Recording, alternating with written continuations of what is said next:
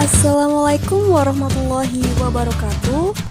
Yang kami hormati Ibu Putri Rahadian Diah Kusumawati MPD dan teman-teman yang berbahagia. Kami dari kelompok 1 akan menjelaskan tentang pengantar manajemen laboratorium. Sebelumnya perkenalkan, nama saya Dian Einstianisi dan teman saya Nailul Hidayah, Nilahana Sasfia, Rizky Agustina, Via Janati, dan Oktaviana Ariri Widyasari. Apa saja sih yang akan kita bahas? Yang pertama ada definisi laboratorium, yang kedua ada fungsi laboratorium, yang ketiga ada jenis-jenis laboratorium, yang keempat ada standar yang diterapkan pada laboratorium, yang kelima standar tenaga laboratorium, yang keenam kompetensi pengelola laboratorium, dan yang terakhir struktur organisasi pengelola laboratorium.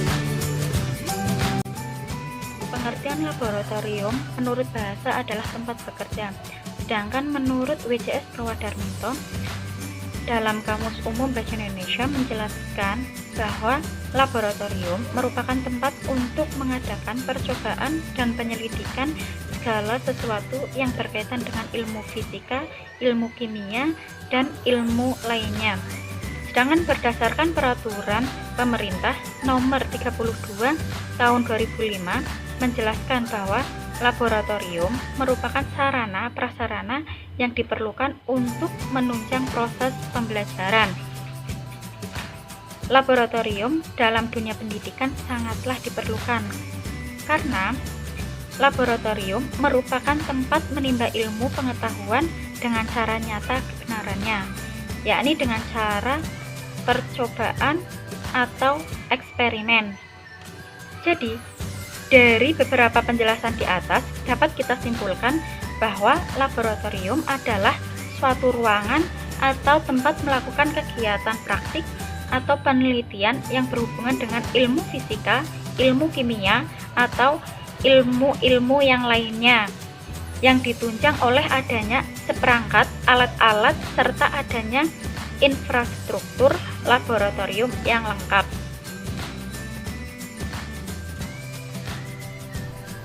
Fungsi laboratorium dibagi menjadi 8. Yang pertama, menyeimbangkan antara teori dan praktik ilmu dan menyatukan antara teori dan praktik. Yang kedua, memberikan keterampilan kerja ilmiah bagi para peneliti, baik dari kalangan siswa, mahasiswa, dosen, atau peneliti lainnya. Yang ketiga, memberikan dan memupuk keberanian para peneliti. Terus yang keempat, menambahkan keterampilan dan keahlian para peneliti dalam mempergunakan alat media yang tersedia di dalam laboratorium untuk mencari dan menentukan kebenaran ilmiah sesuai dengan berbagai macam riset. Yang kelima, memupuk rasa ingin tahu kepada para peneliti mengenai berbagai macam keilmuan, sehingga akan mendorong mereka untuk selalu mengkaji dan mencari kebenaran ilmiahnya. Yang keenam, laboratorium dapat memupuk dan membina rasa percaya diri bagi para peneliti. Yang ketujuh, laboratorium dapat menjadi sumber belajar untuk memecahkan berbagai masalah melalui kegiatan praktik, baik itu masalah dalam pembelajaran, masalah akademik, maupun masalah yang terjadi di tengah masyarakat. Dan yang kedelapan, laboratorium dapat menjadi sarana belajar bagi para siswa, mahasiswa, dosen, atau peneliti, dan yang lain-lainnya. Selanjutnya, fungsi laboratorium menurut Sudaryanto dibagi menjadi 3. Yang pertama, sumber belajar. Yang kedua, metode pendidikan. Dan yang ketiga, sarana penelitian. Nah, sumber belajar artinya laboratorium digunakan untuk memecahkan masalah yang berkaitan dengan ranah kognitif, efektif, dan psikomotorik atau melakukan percobaan. Nah, yang kedua, metode pendidikan yang meliputi metode pengamatan dan metode percobaan. Dan yang ketiga, sarana penelitian, yaitu tempat dilakukannya berbagai penelitian sehingga terbentuk pribadi peserta didik yang bersikap ilmiah. Jenis laboratorium. Menurut kegunaannya, laboratorium dibagi menjadi 2 jenis. Yang pertama, laboratorium pembelajaran atau classroom laboratory dan laboratorium riset. Nah, penjelasannya, laboratorium pembelajaran merupakan tempat atau lembaga tempat peserta didik belajar serta mengadakan sebuah percobaan dan sebagainya yang berhubungan dengan sains. Nah, laboratorium pembelajaran dapat dibedakan atas beberapa jenis, yaitu laboratorium IPA, laboratorium biologi, laboratorium kimia, laboratorium perpustakaan, laboratorium bahasa, dan lain-lainnya. Nah, untuk laboratorium riset merupakan laboratorium yang digunakan oleh para praktisi keilmuan dalam upaya menemukan sesuatu untuk meneliti suatu hal yang menjadi bidang keahliannya. Laboratorium ini juga bisa saja meneliti objek-objek sebagaimana yang ada di laboratorium pendidikan. Namun, esensinya tujuan laboratorium ini adalah untuk penelitian yang umumnya dilakukan oleh para ilmuwan. Saya Pia Janati, NIM 2319023. Di sini saya akan menjelaskan poin yang keempat atau D, yaitu standar-standar yang diterapkan pada laboratorium. Nah, standar laboratorium menetapkan dasar pengelolaan laboratorium yang mampu memfasilitasi proses pembelajaran. Nah, di sini laboratorium yang baik yaitu yang memenuhi 5 standar yang meliputi 1. Tata kelola laboratorium, 2. Sumber daya manusia, 3. Pelayanan laboratorium, 4. Kebersihan, kesehatan, dan keselamatan kerja, dan yang kelima sarana dan prasarana. Standar yang pertama yaitu tata kelola laboratorium, meliputi A. Manajemen. Antara lain 1. Sistem organisasi laboratorium harus menjamin pengelolaan laboratorium dapat berjalan dengan lancar. 2. Kepala laboratorium seorang dosen memiliki tugas dan fungsi secara jelas. Yang B. Ketentuan umum, meliputi 1. Ketentuan praktikum, yaitu memakai jas laboratorium, menjaga kebersihan, merapikan susunan kursi, dan pemakaian listrik. Yang kedua, ketentuan penelitian, meliputi memakai jas laboratorium, menjaga kebersihan, merapikan susunan kursi, dan pemakaian listrik. Kemudian standar yang kedua, sumber daya manusia, meliputi laporan, yaitu harus kompeten mendapatkan pelatihan pengembangan untuk jenis layanan dan operasional peralatan yang sesuai.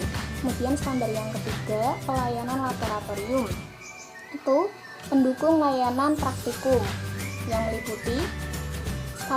Memiliki SOP dan instruksi kerja pemakaian peralatan. Yang kedua, memiliki penuntun atau panduan praktikum untuk mata pelajaran yang dilayani di laboratorium.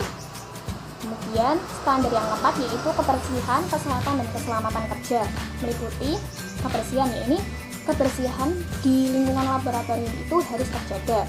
Kemudian kesehatan, meliputi 1. Kesehatan lingkungan laboratorium terjaga, 2. Pembuangan zat berbahaya atau pencemar lingkungan harus menjaga kesehatan lingkungan di sekitarnya, 3. Memiliki instalasi pengolahan limbah laboratorium.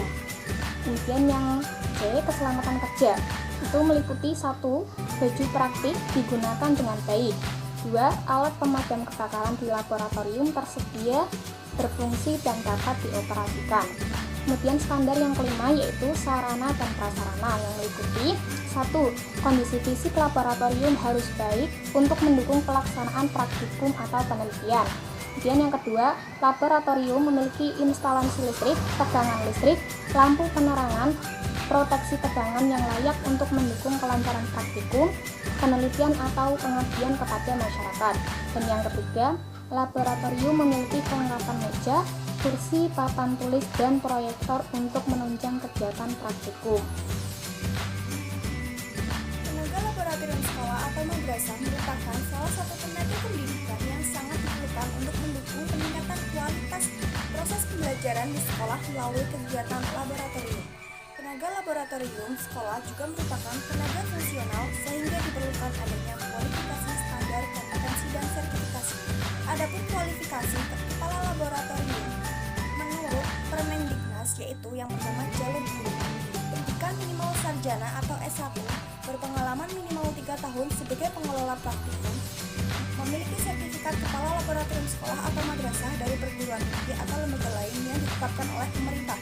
Yang kedua ada jalur laboran atau teknisi, pendidikan minimal diplomat 3 atau D3, berpengalaman minimal 5 tahun sebagai laboran atau teknisi memiliki sertifikat kepala laboratorium sekolah atau madrasah dari perguruan tinggi atau lembaga lain yang ditetapkan oleh pemerintah. Kualifikasi teknisi laboratorium sekolah atau madrasah adalah sebagai berikut. Minimal lulusan program diploma 2 atau D2 yang relevan dengan peralatan laboratorium yang diselenggarakan oleh perguruan tinggi yang ditetapkan oleh pemerintah.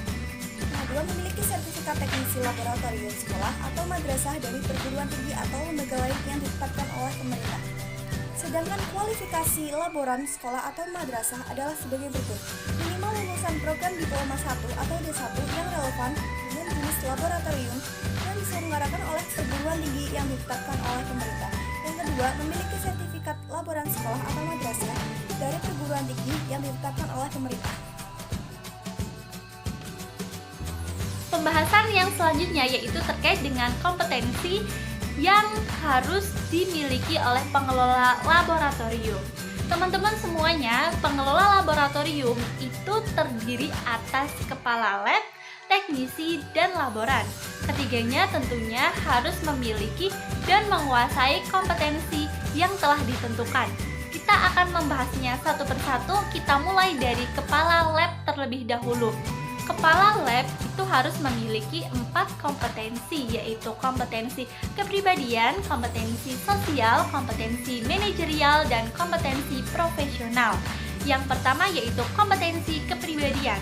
Nah, jadi kompetensi kepribadian ini itu meliputi kompetensi dalam menampilkan diri sebagai pribadi yang dewasa, mantap, dan berakhlak mulia, serta menunjukkan adanya komitmen dalam menjalankan tugas.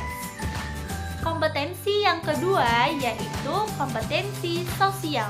Kompetensi ini meliputi kompetensi dalam bekerja sama ketika menjalankan tugas dan mampu berkomunikasi baik secara lisan ataupun tulisan dengan baik dan benar. Kompetensi yang ketiga yaitu kompetensi manajerial. Kompetensi manajerial ini meliputi kompetensi dalam merencanakan kegiatan dan pengembangan laboratorium, kemudian mengelola kegiatan di laboratorium, membagi tugas antara laboran dan teknisi, memantau sarana dan prasarana di laboratorium, serta mengevaluasi kinerja dari teknisi dan laboran, dan mengevaluasi seluruh kegiatan di laboratorium. Kompetensi yang keempat yaitu kompetensi profesional. Kompetensi ini meliputi kompetensi dalam memanfaatkan laboratorium untuk kepentingan pendidikan dan kepentingan penelitian, serta menjaga keselamatan dan kesehatan kerja di laboratorium. Jadi teman-teman, sebuah laboratorium itu tidak boleh disalahgunakan. Yang selanjutnya yaitu kompetensi yang harus dimiliki oleh seorang teknisi. Nah, seorang teknisi itu harus memiliki 4 kompetensi, yaitu kompetensi kepribadian, kompetensi sosial, kompetensi administratif, dan kompetensi profesional. Untuk kompetensi kepribadian dan sosialnya itu sama seperti kompetensi kepribadian dan sosial seorang kepala laboratorium. Jadi kita langsung saja ke kompetensi administratifnya. Nah, seorang teknisi itu harus memiliki kompetensi administratif. Kompetensi administratif ini meliputi kompetensi dalam mengelola pemanfaatan laboratorium serta mengatur penyimpanan seluruh bahan dan peralatan laboratorium. Kemudian yang selanjutnya yaitu kompetensi profesional. Kompetensi profesional ini meliputi kompetensi dalam menyiapkan seluruh kegiatan laboratorium, merawat seluruh bahan dan peralatan laboratorium, serta menjaga keselamatan dan kesehatan di laboratorium. Yang terakhir yaitu kompetensi yang harus dimiliki oleh seorang laboran. Nah, seorang laboran itu harus memiliki 4 kompetensi teman-teman, yaitu kompetensi kepribadian, sosial, administratif, dan profesional. Untuk yang kompetensi kepribadian dan sosial itu sama seperti laboran dan kepala lab. Jadi kita langsung saja bahas ke kompetensi administratifnya. Nah, untuk kompetensi administratifnya itu meliputi kompetensi dalam menginventarisasikan bahan praktikum dan mencatat seluruh kegiatan praktikum. Nah, kemudian kompetensi profesional. Kompetensi profesional ini meliputi kompetensi dalam merawat ruangan laboratorium, mengelola seluruh bahan dan peralatan di laboratorium, melayani seluruh kegiatan di laboratorium, dan menjaga kesehatan dan keselamatan kerja di laboratorium. Struktur organisasi pengelola laboratorium bisa dilihat bagian strukturnya di PPT. Organisasi pengelola laboratorium itu yang paling atas ada kepala sekolah atau madrasah, yang di bawahnya itu ada kepala laboratorium, yang di bawahnya lagi itu ada teknisi dan laboran. Menurut Permendiknas nomor 26 tahun 2008, tenaga laboratorium terdiri dari yang pertama itu ada kepala laboratorium sekolah, yang kedua itu ada teknisi laboratorium sekolah, yang ketiga ada laboran laboratorium. Peraturan Menteri Pendidikan Nasional nomor 24 tahun 2007 tentang standar sarana dan prasarana untuk SD atau MI, terus SMP atau MTS, SMA atau MA, dan SMK atau MK. Yang pertama ada SD atau MI, sekurang-kurangnya memiliki laboratorium IPA, dapat memanfaatkan ruang kelas yang dilengkapi berbagai sarana yang dibutuhkan. Yang kedua ada SMP atau MTS, sekurang-kurangnya memiliki ruang laboratorium IPA, paling tidak dapat menampung minimum satu rombongan belajar dan dilengkapi fasilitas dan sarana. Yang ketiga ada SMA atau MA, sekurang-kurangnya memiliki laboratorium biologi, laboratorium fisika, laboratorium kimia, laboratorium komputer, dan laboratorium bahasa. Terus yang SMK atau MK, sekurang-kurangnya itu harus memiliki laboratorium sesuai dengan program produktif yang ada di sekolahannya itu. Sekian dari kelompok kami. Wassalamualaikum warahmatullahi wabarakatuh.